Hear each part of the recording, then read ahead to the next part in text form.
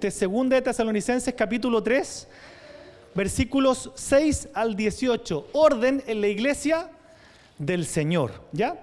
Todos ahí, por favor, hasta el final, del 3, 6 hasta el final. No sé qué dicen algunos subtítulos de sus Biblias. Si alguien lo puede decirme. ¿El subtítulo del pasaje qué dice? ¿Ya? Exhortación a vivir correctamente. En otra versión, ¿qué dice el subtítulo? El deber de trabajar. Ya, qué bueno. Algo importante para partir es la premisa de que, y esto en todo orden de cosas, recuerden que esto lo está hablando Pablo para el orden dentro de la iglesia, ¿no? Porque uno puede decir, ¿de quién es la iglesia del Señor? Ya se lo dije, del Señor. Y entonces, ¿quién pone las normas? Dios, ya, súper bien. O sea, esto no es de alguien aquí, no. El ministerio de la iglesia es del Señor. Y por tanto, Él pone las normas. Pero aquí hay una premisa muy importante.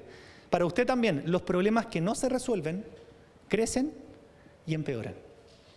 Una de las cosas que está pasando a todo nivel, y cuando digo a todo nivel, no solamente afuera, sino en la iglesia, es que hay muchos problemas que no se resuelven entre los hermanos. Y en los trabajos hay muchos problemas que no se resuelven entre compañeros de trabajo. ¿Y sabe por qué? Porque el Señor dejó una instrucción precisa para su iglesia y lamentablemente no es popular hacerla, ¿ya? En ninguna parte, no solamente aquí, no es popular. Piense usted en un problema en el trabajo. ¿Qué es lo primero que pasa en una situación de un trabajo? Cuando hay un problema entre dos personas. Lo que debiera suceder es que esa persona con esa otra se juntaran a solas, privadamente, y lo resolvieran. Pero yo le pregunto, ¿eso sucede en su trabajo? No. ¿Qué es lo que sucede? Esa persona le hace un comentario a la otra, indispone a la otra, y al final todos se enteran del problema. Y lo que justamente Dios ordena es lo que no se hace, que la persona en privado lo arregle con la persona. Nosotros podemos decir esto es una instrucción para la iglesia, por supuesto, pero también es aplicable para afuera.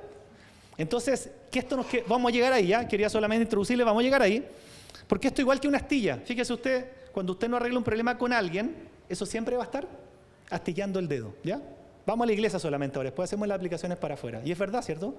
Pero ahí es donde se demuestra que debemos tener carácter. El carácter no es ir a reprender a alguien. El carácter bíblico es ir con la actitud de Cristo para solucionar el problema con el hermano y, como dice la Biblia, ganarlo. Qué hermoso, vamos a llegar a ese pasaje, ¿ya? El propósito de Dios no es ganar la discusión ni tener la razón. El propósito de Dios al tener un problema y solucionarlo es ganar a mi hermano o a mi hermana, ¿ya?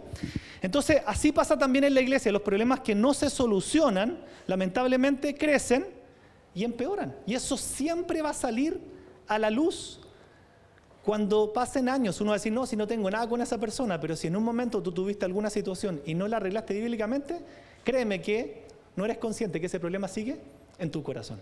Y muchas personas dicen, yo he perdonado. Bíblicamente no, porque es cierto que hay un pasaje que dice que el sabio deja pasar la ofensa, pero hay que tener un amor muy maduro para que uno realmente deje pasar una ofensa, ¿cierto? A veces uno dice, dejo pasar la ofensa, pero uno igual se queda con el tema adentro, ¿no? Es importante. Como dijo alguien, fíjate bien si le guarda algo a alguien, si te pudieras tomar un café a solas con él o con ella. Sí, es una buena señal. Si no me da para tomarme un café, quiere decir que hay cositas que yo puedo guardar. Ya nos vamos solamente a centrar en la iglesia. ¿Se acuerdan en la primera carta a Tesalónica? Pablo ya había hecho una exhortación a los ociosos, a los que no trabajaban, ¿sí? Y entonces, ¿por qué en esta palabra se pone un poquito más tenso, digamos, un poquito más duro? Porque él le hizo una palabra rogándole a esos hermanos que trabajaran, y se entiende entonces por el orden de la carta que esos hermanos siguieron vagos, y entonces el apóstol Pablo ya nos dice, les ruego, les mando. ¿Se entiende? O sea, el apóstol también tiene autoridad para decir, si hay hermanos que están andando fuera de los parámetros del Señor en su iglesia, después ya le hablo un poquito más. Y todos estos temas nos cuesta entenderlo, pero siempre usted relacione, bueno, yo ahora que soy papá entiendo, ¿sí? ¿Cómo yo lo haría con mi hijo? Por supuesto. O sea, yo no le puedo solamente sugerir a mi hijo y que termine él haciendo lo que él quiere, sería ridículo, ¿cierto? Bueno, como Dios es papá, Él también hace lo mismo con nosotros, ¿cierto? Entonces, algunos miembros de la congregación, que es lo que entendemos por la carta, ¿se acuerdan el rollo que tenían? Que había una carta falsa que andaba circulando, o más bien habían inventado algo, que Pablo ha dicho que el día del Señor había llegado. ¿Y sabe lo que pasó en Tesalónica? Más o menos parecido a lo que pasó el año 2000 acá en el mundo. Que estos hermanos, cuando dijeron, bien, el Señor llegó, entonces nosotros no trabajamos nunca más. Ojo, eso pasó el año 2000, exactamente lo mismo. Gente dejó sus trabajos, dejó todo, y gente aún se mató pensando en una verdad que no es bíblica. La verdad bíblica es que el Señor viene. ¿Cuál es la verdad no bíblica? Que yo tengo que estar inventando una fecha, ¿cierto? Y decirle a la gente hay que hacer esto antes que venga el Señor. Debemos tener cuidado con eso, ¿ya? Ese era el problema. Entonces, estos hermanos empezaron a vivir como ociosos. Perdóneme que haya hecho la palabra vago, pero le voy a mostrar que esa palabra está en la Biblia, ¿ya? No puedo decir nada que no esté en la Biblia. Dice en la versión Reina Valera: pero os ordenamos, hermanos, en el nombre de nuestro Señor Jesucristo, que os apartéis de todo hermano que ande desordenadamente y no según la enseñanza que recibiste de vosotros. O sea, entendemos por las cartas, por el orden de las cartas, que estos hermanos desordenados o ociosos, como les vamos a ver, este tema creció. Tema que no se arregla, empeora y crece. Y entonces pasó, como les digo, de primera, si alguien lo busca, no es necesario, pero primera Tesalonicenses 5:4, no es casualidad que le diga les rogamos, y ahora dice les ordenamos, ¿no? Cambió el tono. Entonces la orden de apartarse de estos hermanos desordenados, por supuesto, se refiere al ostracismo social. Otros dicen que es la comunión de la iglesia, otros dicen que es la Santa Cena, ¿ya? Les voy a aclarar todas las cosas porque yo cuando entendí esto también hay cosas que me surgieron para poder explicar, ¿ya? Miren por favor lo que dice la NBI. No les estoy mintiendo. Hermanos, en el nombre del Señor Jesucristo les ordenamos que se aparten de todo hermano que esté viviendo como un... Ya no lo digo yo, lo dice la Biblia. Y no según las enseñanzas recibidas de nosotros. La palabra vago, que es del griego atactos, quiere decir aquellos que deliberadamente, ojo con esto, ¿ya? Porque no es que nos pongamos a decir, tú vives desordenadamente, me aparto de ti. No podemos malinterpretar el pasaje, ojo, ¿no? Si fuera por un pecado nosotros no estaríamos ninguno aquí, ¿ya? Tenemos que interpretar bien a qué se refiere, qué hay que hacer y qué casos de personas, ¿no? Significa literalmente aquellos que se oponen, se resisten a vivir en orden bíblico y a respetar las instrucciones del Señor. Eso es andar desordenadamente. Me resisto, no estoy de acuerdo con lo que Dios dice, por ejemplo, en esto. En eso de arreglar los problemas en privado no estoy de acuerdo. A mí me gusta chimuchear y meter a todo encima y dejar la escoba para que todos se enteren. Está bien. Pero eso quiere decir un hermano vago. No solamente que no trabaja, sino que se resiste, se opone a todo lo que sea orden, instrucción o disciplina de Dios. Ojo con eso, porque pienso que todos tenemos que orar por eso, ¿no? Es decir, Señor, son tus normas, tú eres como manejas la iglesia, ¿ya? No menciona acá efectivamente Pablo porque ellos vivían como vagos, pero lo que les digo, se entiende que algunos de ellos se creyeron este cuento de que el Señor viene en tal fecha, o ya vino, y por tanto, volvámonos locos, ¿no? Dejemos los trabajos, vámonos a un cerro, no trabajemos más. Son todas instrucciones que no tienen que ver con la Escritura, ¿no? Más bien la Biblia dice que estemos preparados ante la venida del Señor porque viene como ladrón en la noche. Nadie ha dicho que dejemos de trabajar ni dejemos de hacer todo porque el Señor viene. Al contrario, estemos más atentos a Él haciendo todas nuestras cosas y así como las vírgenes sentadas. Entonces, no querían trabajar. Vamos a ver por qué después. Dos cosas, estos hermanos. ¿Cuáles son los que andan desordenadamente? Ojo, los que deliberadamente no querían trabajar. O sea, es como que si alguien acá de un día para otro dijera, no quiero trabajar más. Y la iglesia me tiene que ahora mantener.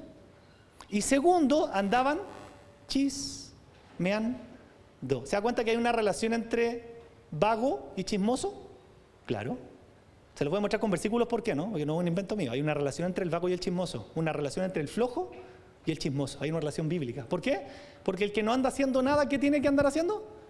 Y eso pasa en los barrios, los vecindarios, ¿cierto? El que no tiene nada que hacer, ¿qué hace? Se anda metiendo en los asuntos de los demás. Entonces, hijos de Dios, aquí viene algo súper bueno, ¿ya? Pero usted grábelo, yo creo que usted lo ha escuchado esto, pero por favor, lo que necesitamos como hijos de Dios es internalizar esta instrucción para nunca más pecar en esto, ¿ya? Porque a mí también, no digo que me pasaba así como que ahora lo hago perfecto, no, pero mi corazón tiene tendencia a desobedecer Mateo 18. Vamos a ver ese pasaje. ¿Cómo se arreglan los problemas de la iglesia? De esta manera. No hay pasaje más extraordinario que esto. En todo este tema, Pablo entonces puede haber tenido en mente las mismas instrucciones de Jesús, que es lo que vamos a leer ahora, sobre la disciplina eclesiástica. Miren lo que dice, pero grábesela porque esto es hermoso aplicarlo. Por tanto, si tu hermano peca contra ti, ve y repréndele estando tú y él solos. Qué hermoso, si te oyere, has ganado a tu hermano. Es el propósito de Dios, no ganar la discusión. ¿A quién has ganado?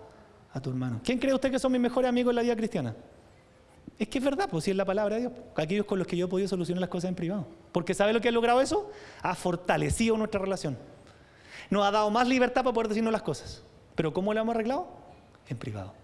¿Se cuenta que no es algo popular en la iglesia? En ni una. Yo tengo amigos en nuestra iglesia. En ni una. Digo, ¿cómo salen los problemas? No, igual que en todos lados, a puro pelambre. Entonces, toda la iglesia del Señor peca en esto. Y ahí está el gran error. ¿Por qué se provocan las divisiones? Por una desobediencia a esto.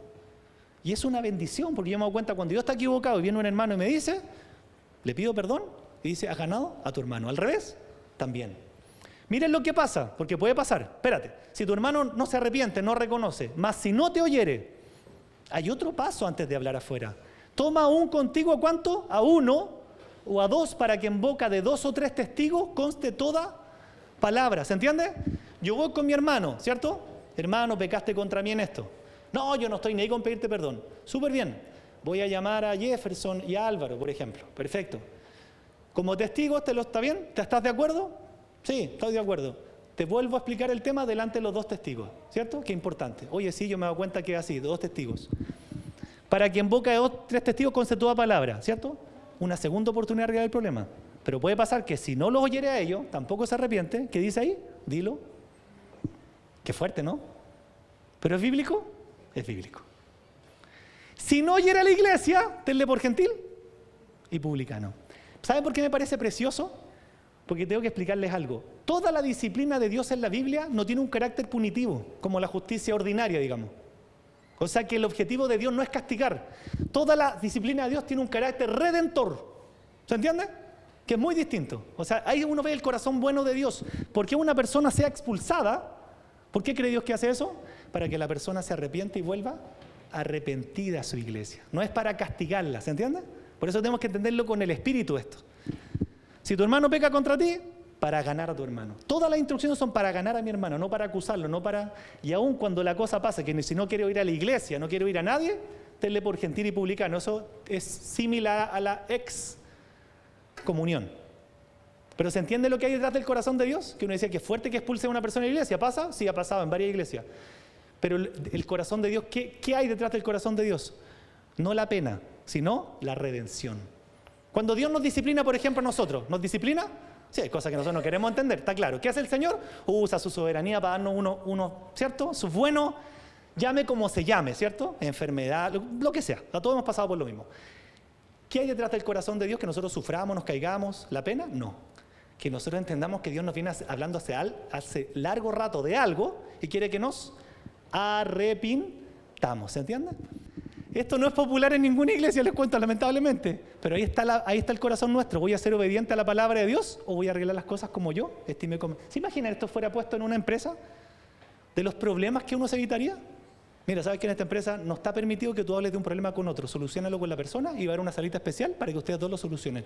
Si no hay solución, el jefe se pone de testigo y lo ayuda. Cambiaría el mundo. Si el Señor es sabio que al decir esto, la iglesia cambiaría el mundo. Los grandes problemas hoy día, cuando se acuerdan en Filipenses, esto pasa en todas las iglesias, tranquilo. Filipenses, ¿cuáles eran las 2 mujeres que andaban en problemas? Evodia y Síntique. Y no es casualidad que el apóstol Pablo mandó la carta y la expuso delante de toda la iglesia. No les dijo, hoy una cartita para ustedes privada. Porque eran líderes de la iglesia. Y no dice cuánto, pero seguramente llevan como 3 años. No, que no te pesco, que te bloqueo. Entonces el apóstol Pablo en un momento se toma su autoridad y dice, ¿saben qué? Para que sepa toda la iglesia. Evodia y Síntique, lean Filipenses 4 después. Evodia y Síntique, es tiempo que ustedes dos se pongan de acuerdo. ¿Quién se enteró de Evodia y Síntique? Toda la iglesia a lo largo de toda la historia, ¿no? Nosotros también. ¿Y eso es para vergüenza pública de estas 2 mujeres? No, es para un principio redentor. Como diciendo, ustedes están sirviendo en la iglesia y andan a puros enojones ahí. No está bien, ¿no? Entonces, vamos a Tesalónica. ¿Se entiende esto, no? Si alguna vez usted llegara a escuchar que el pastor adelante habla de una persona, está haciendo lo correcto. Porque seguramente ya aplicó esto, ¿se entiende? En privado, con testigo. Entonces uno dice, es como decir, no lo hemos visto, ¿ya? Pero y si se da, usted entienda que es palabra de Dios, quiere decir que pasó por todos los cánones y es momento de comunicarlo a la iglesia. No es fácil, ¿se entiende? Entonces vamos a Tesalónica otra vez. En resumen, esta excomunión que habla de este tipo de personas que, ¿cierto? Ya es mucho su desorden, de nuevo, es redentor, no punitivo. Porque ¿qué va a provocar? No, es fuerte, pero como digo, yo no lo he visto, por lo menos, ¿ya? Quiere decir que todos los pecados que hemos hecho todos nosotros nos dan para esto. Gracias, Señor. Tiene que ser algo muy deliberado en mala, si alguien que esté destruyendo la iglesia. Pero aún es redentor, porque el Señor, al ordenarnos a nosotros que lo apartemos literalmente, eso le provoca a Él, y lo dice un pasaje después, vergüenza. ¿Pero para qué? No para pena, no para castigo, no para avergonzarlo por avergonzarlo, sino porque aún ese dolor le provoque al hermano que se arrepienta y deje de dividir a la iglesia. ¿Se entiende? Entonces, a primera vista, efectivamente y humanamente, también me pasa a mí, cuando yo no entiendo bien todos los temas bíblicos, suena como insensible, ¿cierto? Cruel, dejar a alguien así como apartarlo, ¿no? Como que no fuera bíblico. Pero en este caso era necesario y beneficioso. Siempre es bueno ver la disciplina de la iglesia. La iglesia y Cristo, siempre el apóstol Pablo, ¿a qué la relaciona? ¿Ah? ¿No? Dice, la relación de Cristo con su iglesia es semejante a la esposa y el esposo. Nunca se olvide eso, porque eso es bueno para pensar y dice, a ver, voy a ver esto. Mejor, ya me parece como cruel la palabra de Pablo, apartar a alguien que aunque 2 años está viviendo en la iglesia, pucha, se debe sentir mal, pobrecito, el solito. Una vez humanamente así, ¿cierto? Como que no le calzan. Veámoslo una familia. ¿Qué debiera hacer el padre de familia que acaso porque ama a su hijo, entonces debe permitirle que el hijo ocupa todo el día dentro de la casa? ¿Qué hace el papá cuando ve que el niño ya lleva 4 meses escupiendo? Disciplina. ¿Se entiende? Entonces dice, wow, qué buen papá. Bueno, lo mismo pasa en la iglesia. Qué buen apóstol, pues qué buen pastor que está aplicando una disciplina, pero en esa sintonía, ¿se entiende? Recuerden siempre los órdenes bíblicos. Cuando un hermano peca, restáurele. Cuando un hermano anda desordenadamente a lo largo de los años, ya una cuestión evidente para toda la iglesia, hay que aplicar esto otro. ¿Ya? Pero tenga Mateo 18 metido aquí en su corazón. Siempre va a ser lo mejor para solucionar. Nunca haga un comentario de un problema con otro porque está haciendo lo antibíblico. Vaya y converse con su hermana en privado, ¿cierto? ¿Se imagina? Yo me hubiese puesto a repartir esto que pasó con mi hermano y lo reparto con todos sus amigos. Y es lo que hacemos, pues, ¿cierto? Sí, pues. No, pues yo dije, sus amigos no deben saber esto. Pues. Es con mi hermano y gané a mi hermano, porque si yo peco, también no me gustaría que me expusieran y no me lo dijeran a mí, ¿ya? Entonces, pasa lo mismo. Si el papá de familia realmente ama a sus hijos, va a enderezar sus caminos. Si el pastor verdadero, ojo, esto es un trabajo conjunto. Si hay un pastor que es verdadero y miembros que realmente son verdaderos miembros de una iglesia, valga la redundancia, verdadera, van a aplicar la disciplina eclesiástica. Porque no es un trabajo solo del pastor. Aquí nos está mandando a todos a decirle, hermano, no más. ¿Ah? Como diciendo, llevas 2 años tratando de poner problemas entre nosotros. No más, ¿no? A menos que te arrepientas. Vamos al siguiente, dice, porque vosotros mismos, muy bien, sabéis de qué manera debéis imitarnos, dice Pablo. Pues nosotros no anduvimos desordenadamente en vosotros, ni comimos de balde el pan de nadie, sino que trabajamos con afán y fatiga día y noche, para no ser gravosos a ninguno de vosotros, no porque no tuviésemos derecho, sino por daros nosotros mismos un ejemplo para que nos imitaseis. ¿Qué está tratando de hablar este pasaje? Que nosotros estamos llamados a ser hombres trabajadores y mujeres trabajadoras. ¿Se entiende? Es un principio bíblico el trabajo. O sea, a Dios no le agrada el vago, ya que la NB lo dice, no le agrada. ¿El apóstol Pablo trabajó? Se sacó la mugre. ¿Nosotros debemos trabajar? Sí, sacarnos la mugre. Por supuesto que el trabajo no se ponga encima de Dios, eso lo tenemos claro, ¿cierto? Pero no ser perezosos, esa es otra palabra bíblica. No, ser hombres de trabajo, o sea, que usted sea diligente en su trabajo, el primero que llega, el último que se va, el que su jefe le dice que ándate más temprano porque terminaste ante la pega. Gloria a Dios. Eso a Dios le agrada. En la iglesia debemos trabajar, ¿cierto? Bueno, nosotros tenemos un trabajo especial, está bien, pero aún nosotros tenemos que sacarnos la mugre en lo que hacemos. Entonces acá les dice algo muy importante, le dice, nosotros no anduvimos desordenadamente entre vosotros, como diciendo, Pablo le está diciendo, nosotros nos fuimos flojos para que ustedes nos miraran y dijeran, si en realidad ustedes se acuestan a las 5 de la tarde y no hacen nada. No, Pablo dice, ustedes vieron que yo trabajé. Para darle ejemplo, dice, ni comimos de balde el pan de nadie, sino que trabajamos con afán y fatiga día y noche para no ser gravosos a ninguno de vosotros. No porque tuviésemos derecho, sino por daros nosotros mismos un ejemplo para que nos imitase. Este tema se lo voy a dar un día porque tiene una, suena muy feo, aleta, un ala de 1 Corintios, que cuando dice que el que predica, el que trabaja en el Evangelio, dice que la Biblia que debe vivir del Evangelio. Es algo bíblico, ¿ya? Por eso la cantidad de pastores a tiempo completo en todo el mundo. Trabaja en el Evangelio, vive del Evangelio. El obrero es digno de su salario. Si trabajo en el Mercurio, que me paga el salario, el Mercurio. Si trabajo en la iglesia. Si trabajo en la empresa tanto, la empresa tanto. Pero ¿qué tenemos que ser nosotros? Trabajadores. Trabajadores. Así, temprano nos levantamos, temprano a trabajar, ¿cierto? Terminamos tarde a trabajar. Y entonces acá le está diciendo, en el caso de ustedes, no quise ser gravoso. Dice, no porque no tenga el derecho, porque en Corintios dice que el apóstol tiene derecho, ¿cierto?, a eso. Entonces, ¿qué es lo importante? Que Pablo lo que le está predicando se los modeló. Dijeron, ¿vieron de mí? ¿Me encuentran flojo? ¿O encuentran que yo me sacaba la mugre? Perfecto, entonces ustedes sean diligentes en su trabajo, en lo que hacen, sean diligentes. Esto no solamente está hablando del trabajo de la iglesia, está hablando en términos generales. El 3:10, por favor. Dice, porque también cuando estábamos con vosotros les ordenábamos esto. Si alguno no quiere trabajar, tampoco coma. ¿Se entiende el tipo de persona a la que el apóstol Pablo está diciendo, déjenlo como apartecito? O sea, la persona que pudiendo trabajar, no querían trabajar en la iglesia.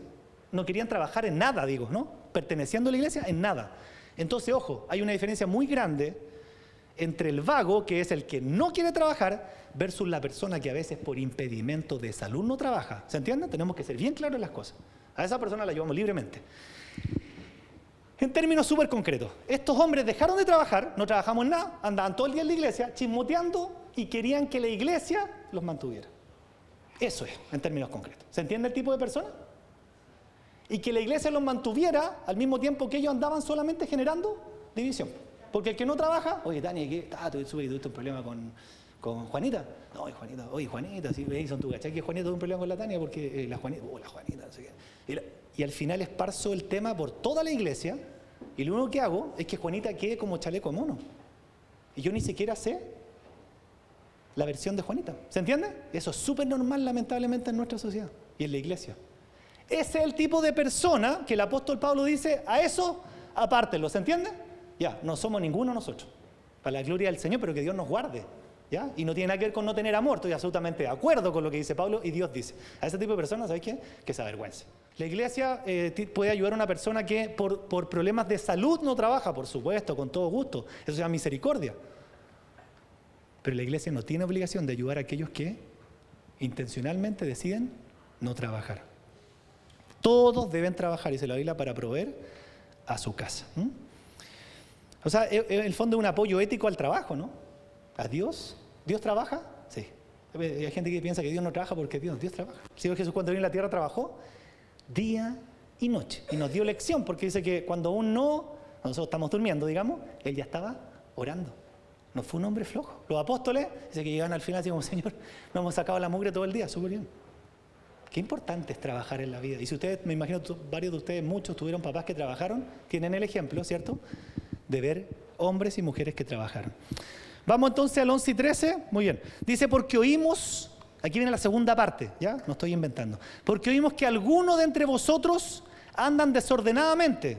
¿Y por qué tú, Alejandro, dices que andar desordenadamente es andar chismoteando? Porque Pablo lo está diciendo aquí, no estoy inventando. Dice, no trabajando en nada, sino entremetiéndose en lo ajeno. A los tales mandamos, ya nos rogamos, y exhortamos por nuestro Señor Jesucristo que trabajando sosegadamente coman su propio pan. O sea, estos desordenados, ¿saben qué les digo? ¿Saben que no les ayudan? Ellos están haciendo algo equivocado, ¿sí? ¿Y qué pasa? Relación completa entre andar desordenado o vago y entremetiéndose en lo ajeno. Dígame usted, ¿qué es lo que es entremetiéndose en lo ajeno en la Biblia? Lo mismo que pasa en nuestra sociedad, ¿cierto? Y vosotros, hermanos, les manda a los hermanos, dice, no se cansen de hacer el bien, no se cansen de trabajar. Sea sabio con las personas que usted comparte en la iglesia. Sea muy sabio si usted lo único que recibe de una persona X son malos testimonios de los demás. No le digo que no se junte, no voy a ser antibíblico. Pero ¿qué es lo que nos edifica de una persona que todo el día nos está contando cosas malas, cagüines, hablando mal del hermano, hablando mal de la hermana? ¿Me sirve eso? ¿No? A menos que yo diga, ¿sabes qué? Ya habla conmigo para desahogarte, súper bien, no hay problema en eso, nadie se enrolla. Pero cuando se traspasa a poner a una persona mal con el pastor, a poner a una persona mal con otro hermano, hay un momento que yo tengo que decirle a esa persona, porque la amo, decirle, ¿sabes qué? mis conversaciones contigo al final no me edifican. ¿Tendrás otro tema, amiga? ¿Tendrás otro tema, amigo, que hablarme y no hablarme mal de alguien? ¿Se entiende? Hemos cambiado todo, ¿no? Yo antes lo he dicho, no se junte con esa persona. Pero bueno, vamos madurando, ¿ya? Sí, júntense, está bien, son sus hermanos, ¿ya? Pero díganles. ¿Sabes que lo único que escucho de ti al final es ponerme mal con alguien? ¿Tienes un problema con alguien? Hermanita, te voy a citar Mateo 18. Anda y convérsalo con esa persona y resuélvelo y ganaste a tu hermana. No me metas a mí en el problema. Y si me quieres como testigo, me dispongo. Pero no me, ¿entiendes? No te andes entrometiendo en lo ajeno. ¿Y sabe por qué es importante esta disciplina? Porque si no se impone esa disciplina en este tipo de hombres o mujeres, ¿qué pasa con la iglesia? Se divide.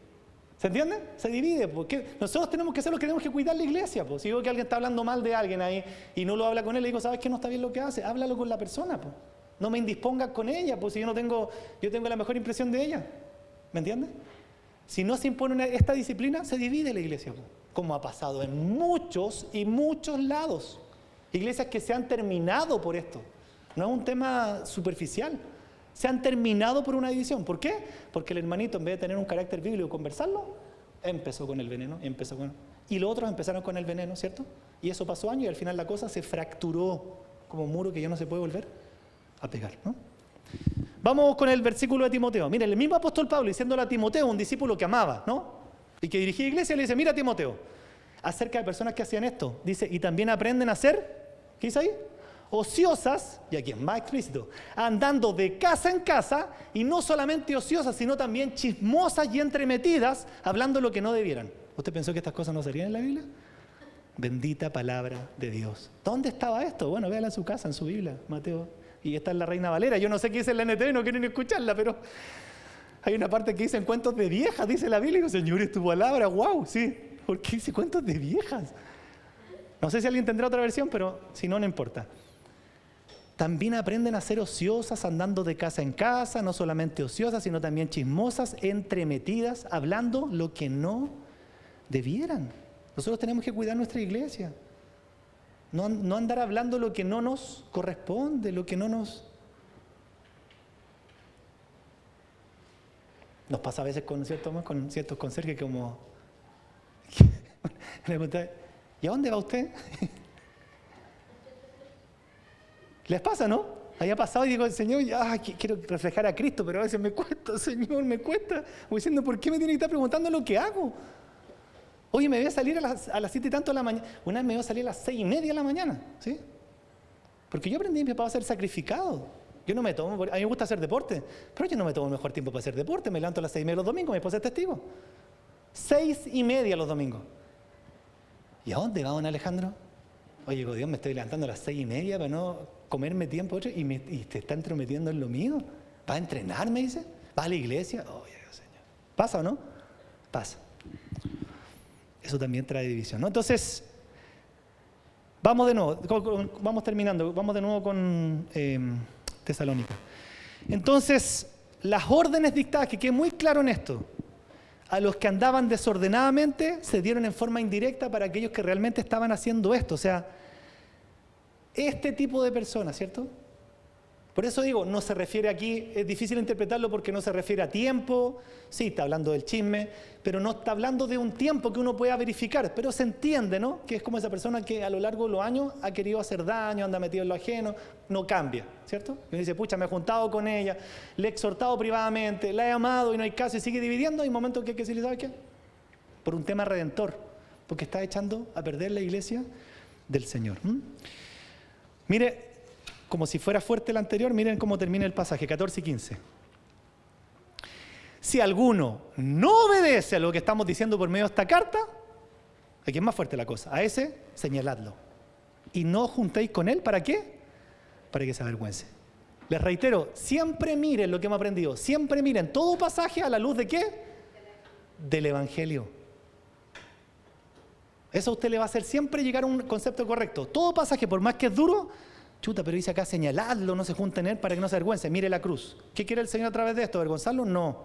Perdonarlo, restaurarlo, que se arrepienta. Cada pasaje móntelo en la cruz. Eso es lo más sano que uno puede hacer. Porque dice Jesús quiere avergonzarlo, pero no. ¿Qué Jesús quiere hacer con él? Que la persona cambie, que la persona se arrepienta. Finalmente, ¿qué? ¿Por qué redentor? Porque el Señor siempre quiere rescatarlo, de ahí viene redención. Entonces siempre esta palabra, por más que diga, el que no ve, como diciendo, el que no está de acuerdo con esto que les acabo de decir, iglesia, con esto de cierto de andar ordenadamente, no andar chismoteando, no andar sin trabajar, el que no esté de acuerdo con esto le digo, ¿saben qué? Señálenlo y apártenlo y que se avergüence. ¿Pero por qué? Porque el Señor es redentor. Como diciendo, para que se dé cuenta y vuelva al camino. ¿Ya? Nunca piensen que Dios es malo, pero el Señor nunca tiene esa intención. Cuando nos disciplina nunca está, qué bueno que te caíste porque no me escuchabas. El Señor yo creo que llora con nosotros, pero dijo, lo hago porque tú no entiendes y yo quiero rescatarte. Quiero que entiendas que estás mal en algo. Por eso he permitido en tu vida cosas difíciles. El que no esté de acuerdo con esta carta, señaladlo, no os juntéis con él para que se avergüence. Pero miren cómo viene al tiro el mismo evangelio, la misma palabra. Pero no lo tengan por enemigo. Pero no lo tengan como enemigo. No les estoy diciendo que lo traten como un enemigo, sino amonéstenle como... ¡Qué hermoso! O sea, ni aún el decirle, ¿sabes qué? Llevas 3 años dividiendo el ministerio, pero ¿sabes qué? No te trato como un enemigo. Te lo estoy diciendo como hermano. O sea, siempre la disciplina del Señor es redentora, nunca punitiva. Entonces, el propósito era claro.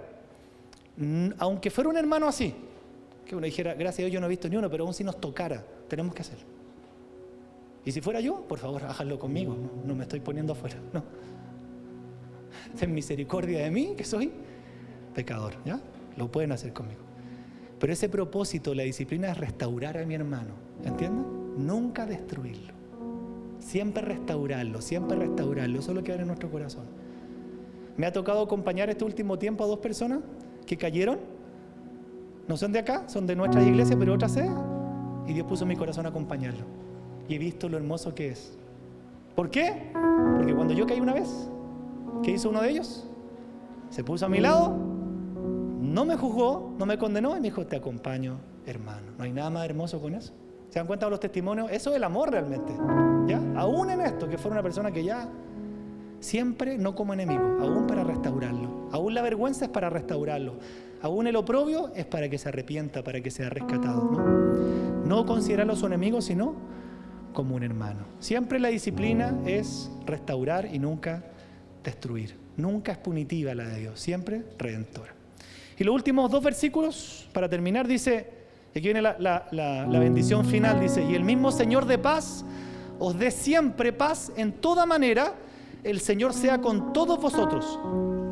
Y como esta carta la escribió Pablo, entonces dice, la salutación, el saludo, es de mi propia mano, de Pablo, que es el signo en toda carta mía, así escribo.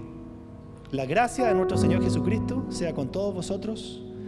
Amén. Qué importante que después de todas estas enseñanzas de Pablo, ¿cierto? De todas estas enseñanzas, acerca de tantas cosas que vimos en esta carta, de la venida del Señor, ¿cierto? De cómo nosotros debemos portarnos frente a la persecución. Ayúdenme a otros temas que me olvidaron. Del llamado a la oración, ¿cierto? ¿Qué más? En 16 mensajes vimos. Todos esos temas que vimos, que ustedes recuerdan también. Después de todo esto, y aún terminando con algo que es como espinudo, ¿no?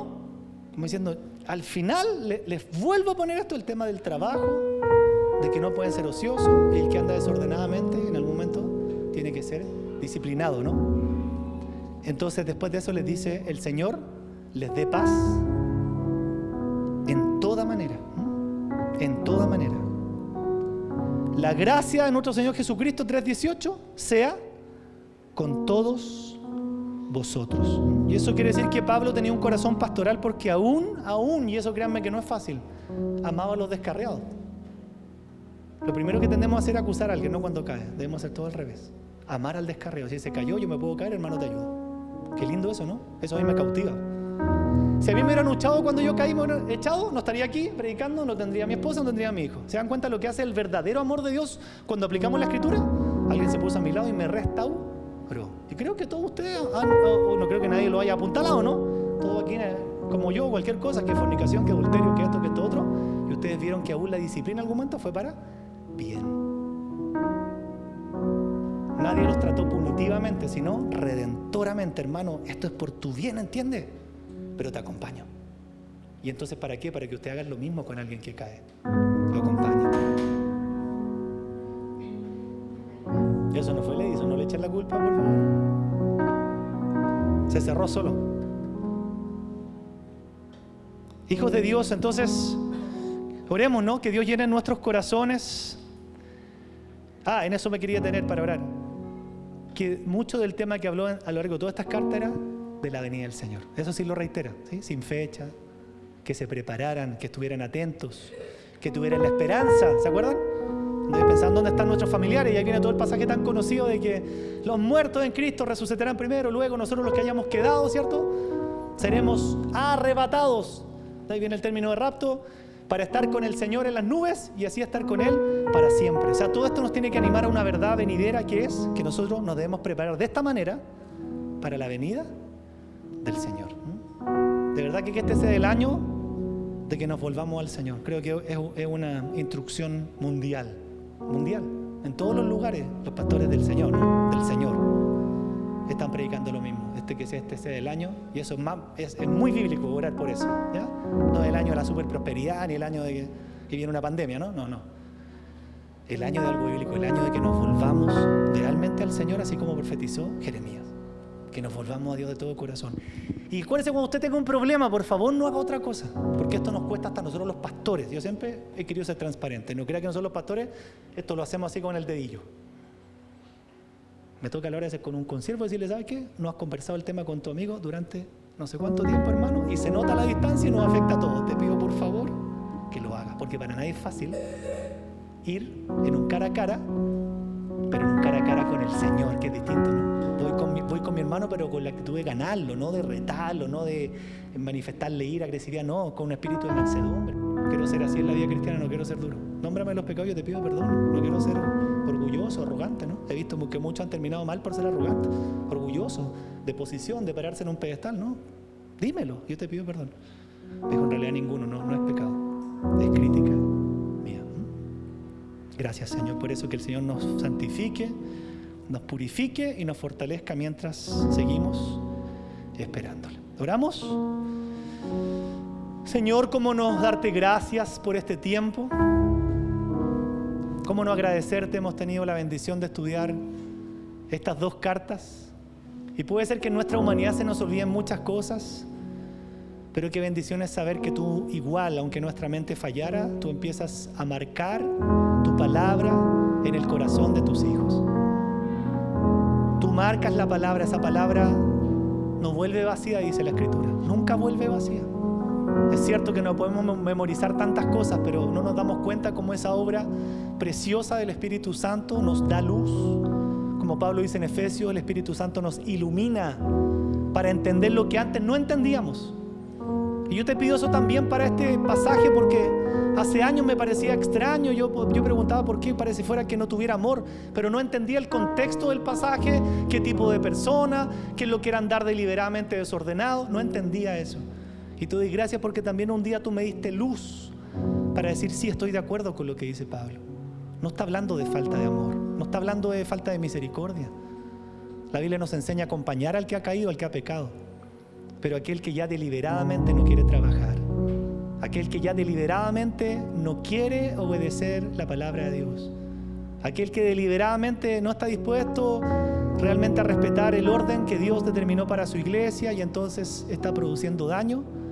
Sí, Señor, es verdad que la disciplina viene de ti para ese hermano, esa hermana, y ni siquiera para expulsarlo, sino para un motivo redentor, para que diga en realidad estoy mal y vuelva al camino. Todos tus tratos, todas tus disciplinas son redentoras. Oh Señor, te doy gracias, porque ahora lo entiendo así. Muchas veces te reclamé, muchas veces me enojé, muchas veces decía, ¿por qué esto me parece injusto? Pero hoy día, un poco más viejo, Señor, me puedo dar cuenta que todas las disciplinas que tú permites conmigo, con tu pueblo, con lo que amas, tienen un propósito redentor. Tú con esa disciplina haces volver al camino a tu hijo, a tu hija, le enseñas cosas que no entiende.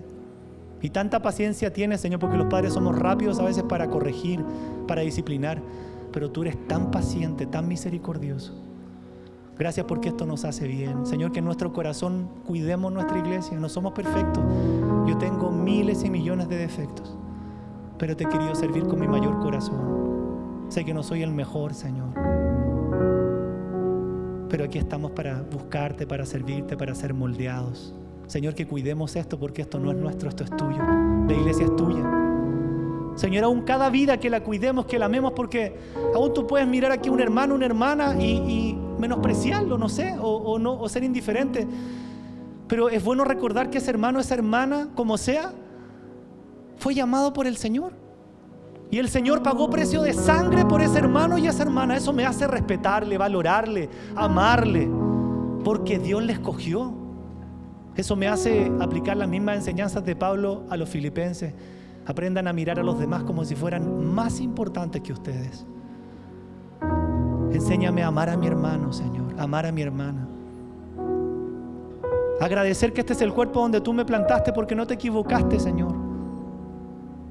Y no estoy plantado aquí para criticar a mi hermano, a mi hermana, para decir no me gusta la actitud de alguien, no de alguien. Sería criticarte a ti. Señor, este es un lugar de enfermos, como un hospital que se están sanando. Yo no veo a nadie en la UCI criticando al otro paciente, al revés.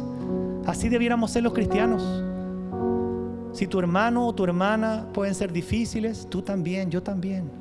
¿Y sabes por qué Dios nos puso aquí? Para que nos formemos juntos. El carácter de otro a ti te hace bien. El carácter difícil del otro a ti te moldea.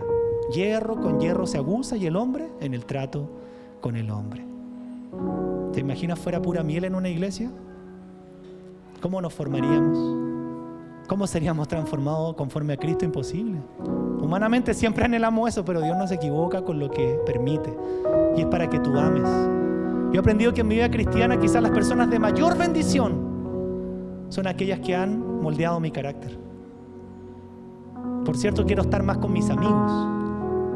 Pero si pienso bíblicamente, digo, Señor, te doy gracias por esas personas más difíciles, porque han sido las personas de mayor bendición para mi vida. Me has enseñado a perdonar, a ser paciente, muchas veces a agachar el moño. Señor, a reflejarte a ti, a pedir perdón cuando no quiero, a romper mi orgullo, mi arrogancia. Padre, guarda la unidad de la iglesia, que nos amemos sinceramente de corazón y que esto despierte un amor por tu hermano, un amor por tu hermano, una preocupación nueva de acompañar, de cuidar, de no hablar mal del otro, de aplicar estas normas que son bíblicas. Si esto se aplicara en todas las iglesias, habría casi nada de división que la hay, porque cada división en una iglesia tiene que ver con esto, con personas que no respetaron el mandato de Mateo 18, lo pasaron por arriba y dividieron una iglesia. Señor, ayúdanos a ser obedientes a tu palabra.